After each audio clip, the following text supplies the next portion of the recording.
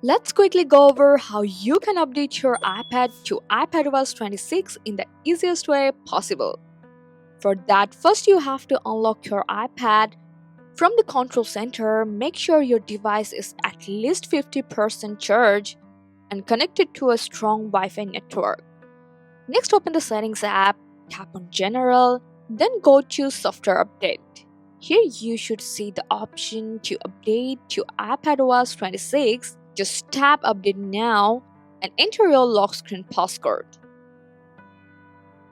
And that's it. Now just be patient. The update process takes a little time. First you will see a timer and then the preparing update screen. This part takes a bit longer.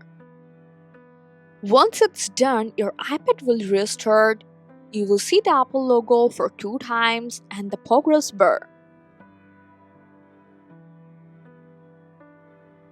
When the update finishes, follow the on-screen prompts, accept the terms, tap continue, and when the welcome screen prompt, just tap get started, and that's it. You're now on the brand new iPadOS 26 with the updated home screen and control center and all the new features ready to go. I hope this guide helped you a lot. Like the video and subscribe for more tips.